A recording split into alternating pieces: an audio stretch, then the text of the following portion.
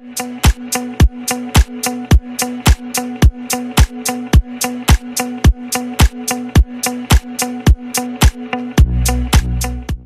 sou o professor Rafael, do Centro de Educação à Distância da UDESC, Universidade do Estado de Santa Catarina, e estou aqui para desvendar os mistérios da produção de videoaula. Me acompanhe. Você já deve ter escutado sobre a facilidade atual de produzir e divulgar vídeos, mas já experimentou fazer o seu? Na área de educação, são muitos os exemplos de canais em redes como o YouTube que apresentam videoaulas sobre diversos temas, mas nem todas têm boa qualidade. Mas o que é preciso então para fazer uma videoaula de qualidade? Vamos começar pelas características desse tipo de produção.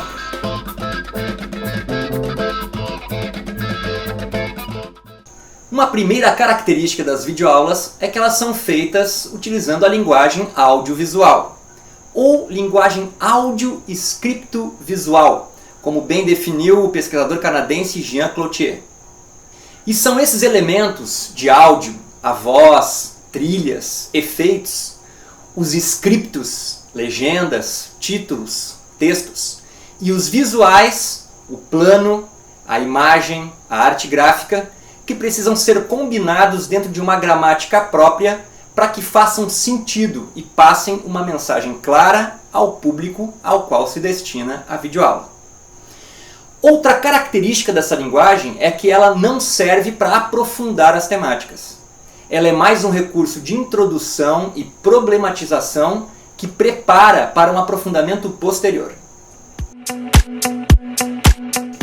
Daí resultam duas dicas importantes. As videoaulas devem ser curtas, no máximo 12, 15 minutos, e devem problematizar um assunto por vez. Ah, mas eu vi uma aula do professor fulano que tinha 1 hora e era fantástica. Neste caso, talvez seja um vídeo feito com outro propósito, não para ser uma videoaula. Pode ser uma aula presencial gravada ou uma conferência. E também você tem que considerar a capacidade de oratória da pessoa. Existem celebridades que cativam pelo seu domínio temático e que conseguem manter a atenção por esse tempo todo. Mas são materiais com outros propósitos, e esse é o gancho para o próximo tópico.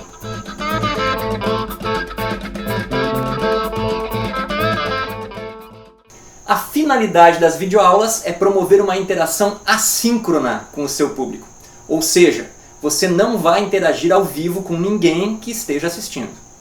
Se o que você quer é a interação síncrona, ao vivo, você pode agendar uma aula online que pode ser feita via videoconferência, que é tema para uma outra conversa. As videoaulas podem problematizar uma temática ou focar em dúvidas específicas para reforçar um aspecto importante do assunto abordado. No final, é importante indicar atividades posteriores de aprofundamento temático, que vão exigir estudo de outros materiais. Você pode fornecer links, referências de livros, artigos e propor atividades para que os estudantes, as estudantes, testem a compreensão do conteúdo. Podem ser base para um fórum, por exemplo, podem explicar de forma resumida uma proposta de avaliação ou atividade formativa, podem dar as boas-vindas e apresentar os tópicos do plano de ensino de uma disciplina. E por aí vai.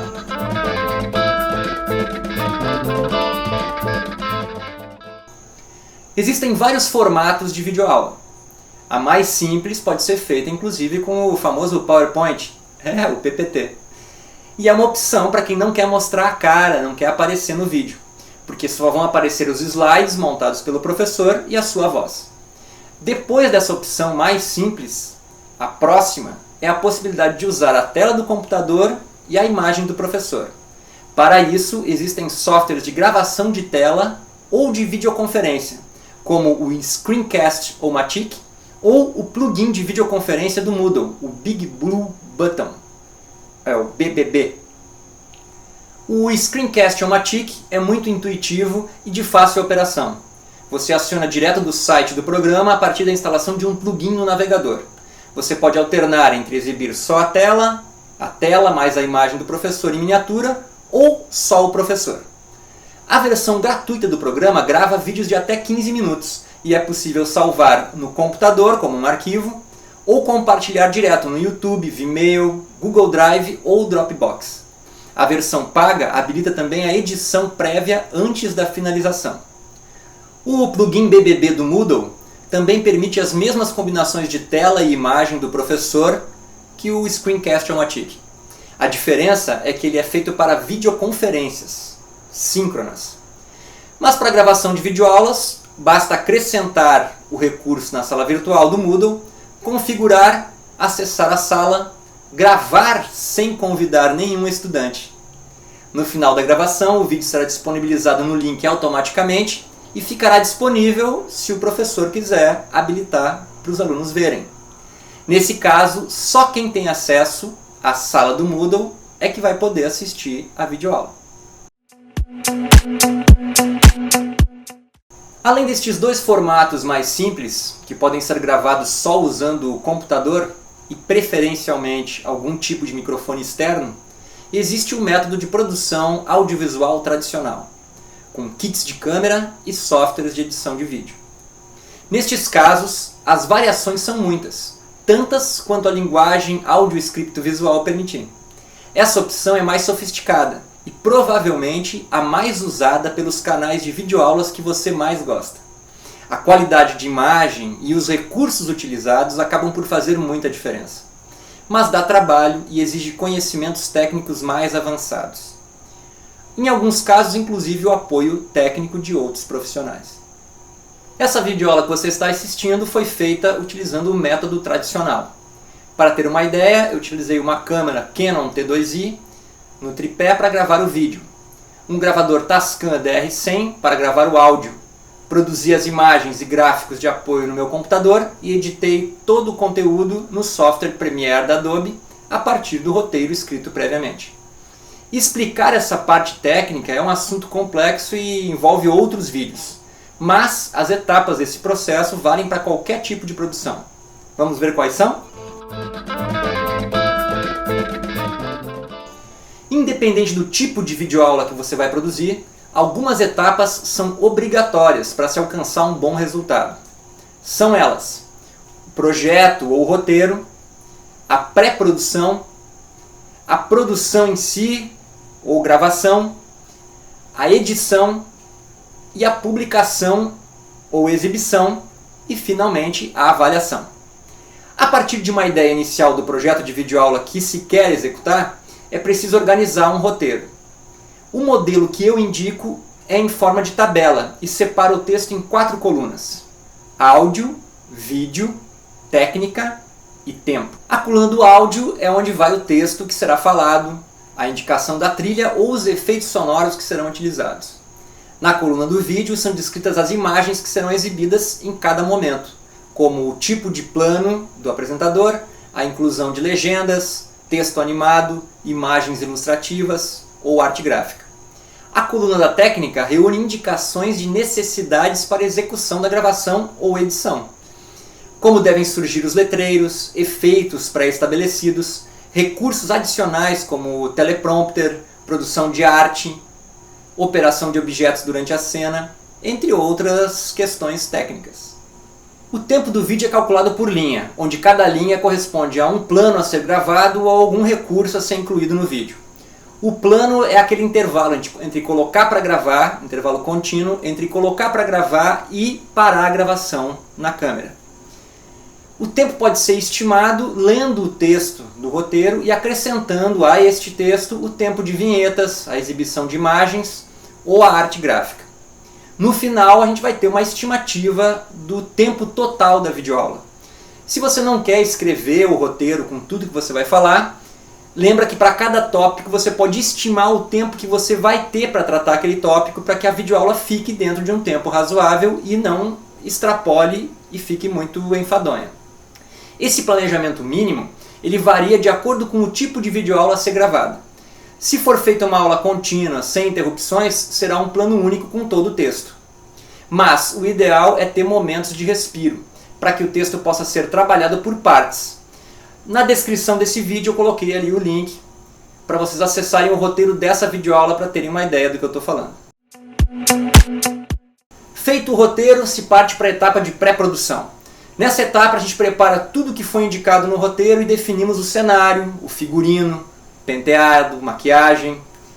Tem que pensar em tudo.